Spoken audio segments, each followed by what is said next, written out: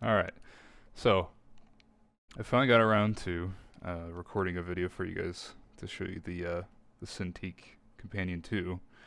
Some of you know I've had or briefly had the Companion, the first generation of these, but I ended up sending it back because I felt it had a lot of shortcomings. Um, One being that the resolution was too small. The UI was also too small for that resolution. Um, the performance wasn't there. There's just a lot of things that really didn't feel right with the first companion. But this one, on the other hand, I think they listened to all of the customer suggestions and concerns and rolled it all into one. They waited for the 512 SSD version of the Cintiq. They waited to release it until just a few weeks ago, due to the fact that they were adding the i7 Broadwell and the Intel Iris 6100 GPU into the top end model.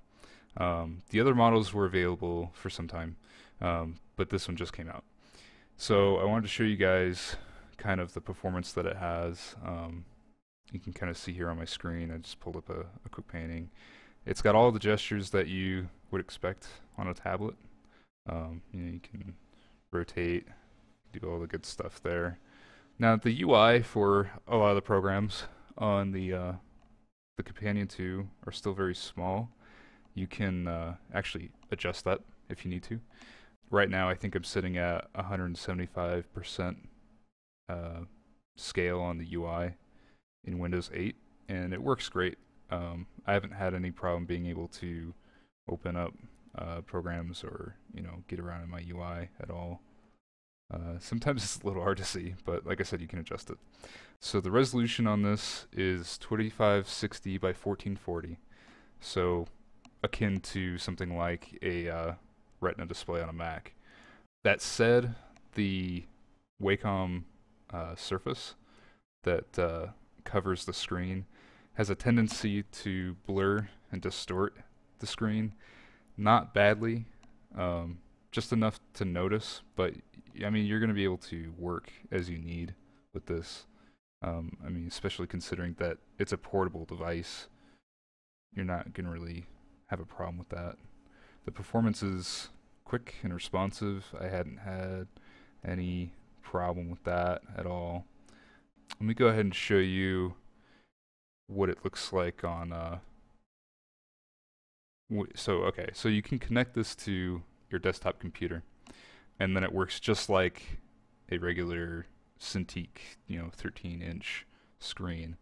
I'm using a splitter to get my HDMI signal from all three of these monitors, and also to have the Cintiq.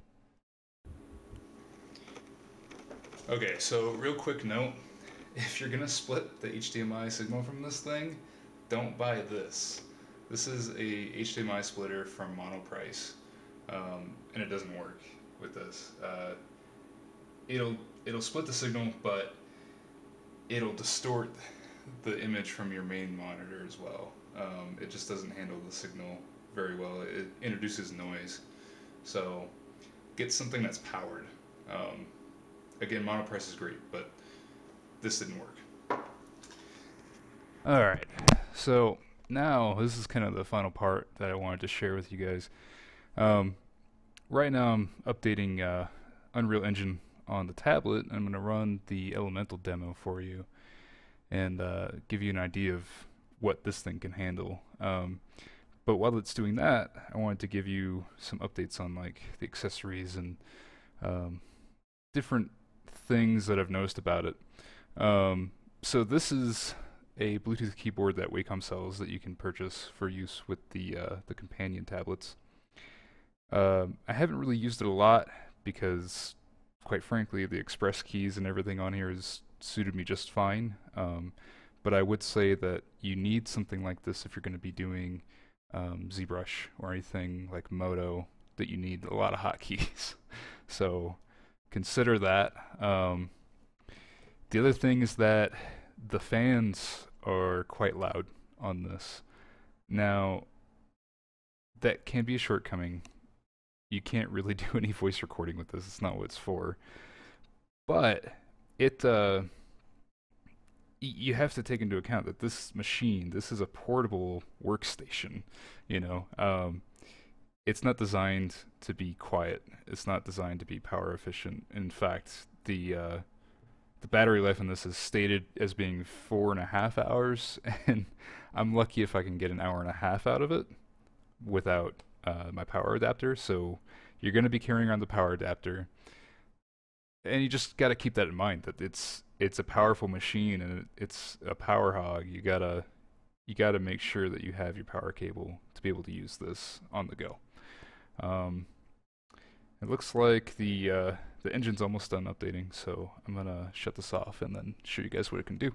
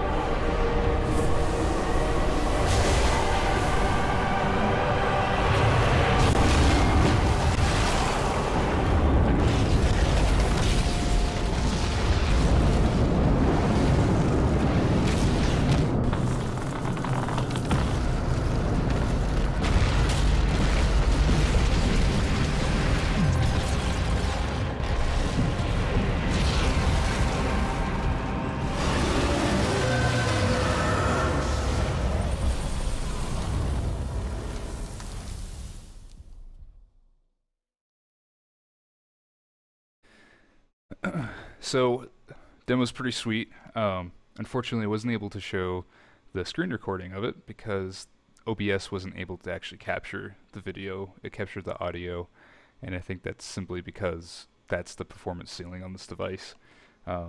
Running a real-time, high-quality demo like that in the game engine, and also screen recording it at 2560 by 1440 resolution just isn't gonna happen, unfortunately.